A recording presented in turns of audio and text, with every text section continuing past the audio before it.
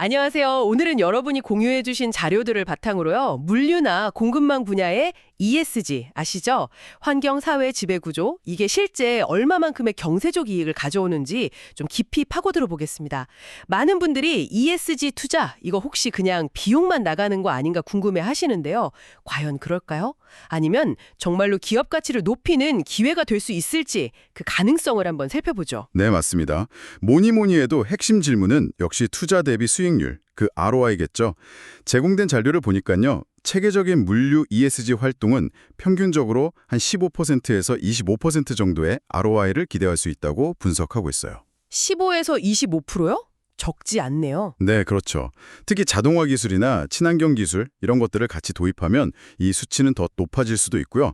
그러니까 이게 단순히 규제를 지키는 걸 넘어서 명확한 경제적 가치가 있다는 증거들을 좀 구체적인 사례와 함께 살펴보겠습니다. 좋습니다. 가장 먼저 직접적으로 와닿는 건 역시 비용 절감 효과인 것 같아요.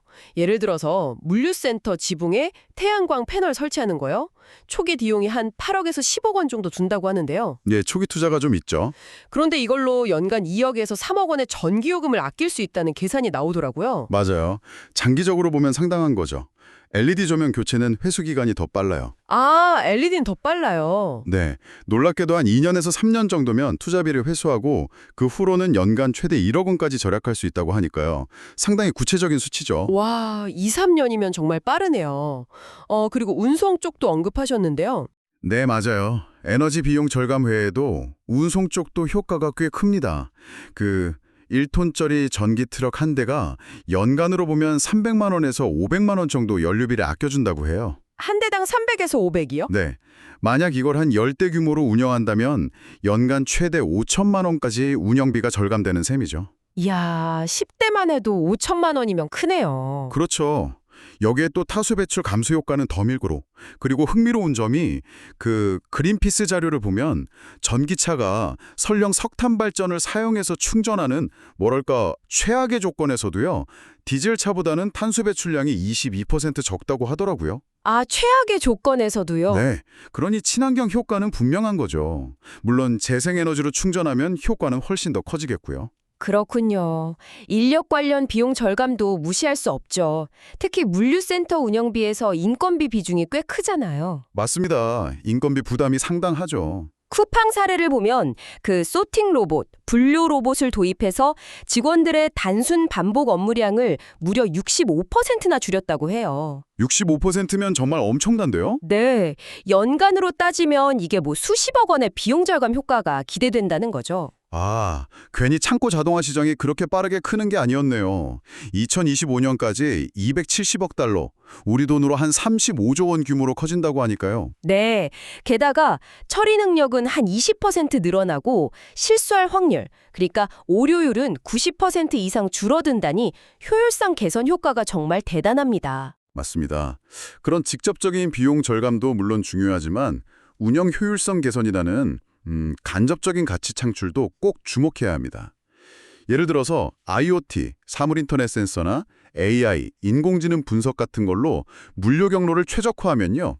배송 시간을 10%에서 15% 정도 단축시킬 수 있어요. 배송 시간 단축이요? 네. 이건 바로 고객 만족도 상승으로 이어지고 또 운영비 절감으로도 연결되죠.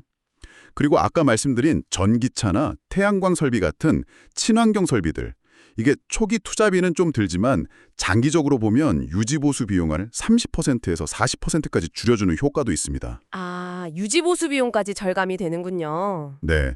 그리고 재고 정확도가 99% 이상으로 올라간다거나 창고 공간 활용도가 30에서 50% 늘어나는 것.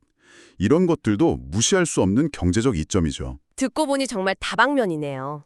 여기서 한 걸음 더 나아가서 ESG 활동 자체가 새로운 돈을 벌어다주는 기회가 된다는 점이 저는 정말 흥미로운데요. 아, 그렇죠. 수익 창출 기회. 네. 탄소 배출을 줄여서 얻는 탄소 배출권. 이걸 거래할 수도 있고요. 또 ESG를 잘하는 기업에게는 고객사들이 10%에서 20% 정도 더 높은 가격, 그러니까 프리미엄을 지불할 의향이 있다는 분석도 있더라고요. 맞아요.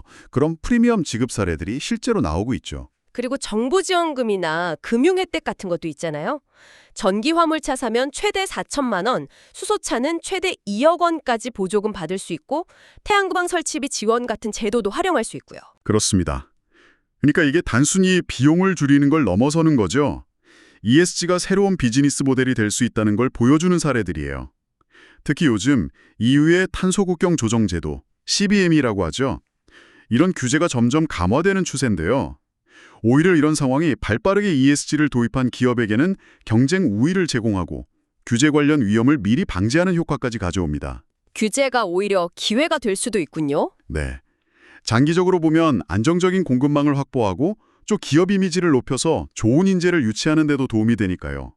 이건 역시 아주 중요한 경제적 가치라고 할 수 있겠습니다. 와, 이렇게 다양한 경제적 효과들을 쭉 들어보니까 이걸 실제로 우리 회사에 잘 적용하는 게 정말 중요하겠다는 생각이 드네요. 자료에서는 어떤 접근법을 제시하고 있나요? 그게 세 가지를 강조하고 있는데요.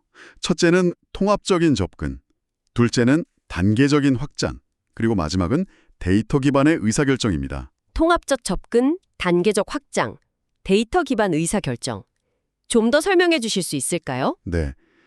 예를 들어 전기 트럭만 딱 도입하기보다는 물류센터에 설치한 태양광으로 전기를 직접 만들어서 충전하는 식으로 연계하면 시너지가 훨씬 크겠죠. 이게 통합적인 접근이고요. 또 처음부터 막대한 비용을 들여서 대규모로 투자하기보다는 파일럿 프로젝트로 먼저 작게 시작해서 효과를 검증하고 그걸 점차 확대해 나가는 방식. 이게 단계적 확장입니다. 위험 부담을 줄일 수 있죠. 아, 작게 시작해서 검증하고 늘려나가는 거군요. 네.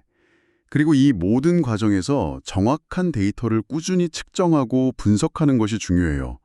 그래야 ROI를 명확하게 증명할 수 있고 또 어떤 투자가 최선인지 더 나은 결정을 내릴 수 있겠죠. 이게 데이터 기반 의사결정입니다.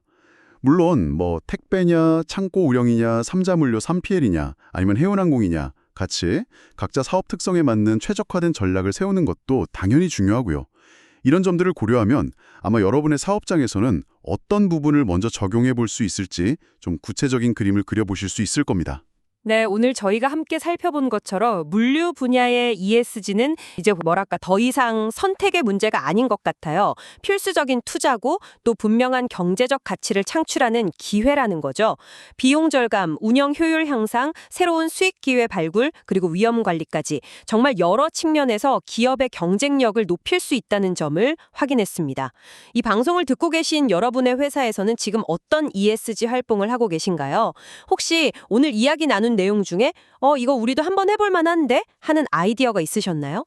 네, 중요한 건 ESG를 단순히 규제에 대응하기 위한 어떤 비용으로만 보지 않는 태도인 것 같습니다. 오히려 이걸 새로운 성장 동력으로 인식하고 좀 전략적으로 활용하는 지혜가 필요하다고 봐요. 오늘 저희가 분석한 자료 속에 나온 다양한 경제적 효과들을 바탕으로 여러분의 비즈니스에 가장 큰 가치를 더할 수 있는 ESG 영역은 과연 무엇일지 한번 진지하게 고민해 보시는 건 어떨까요? 이것이 오늘 저희가 여러분께 던지는 마지막 질문입니다.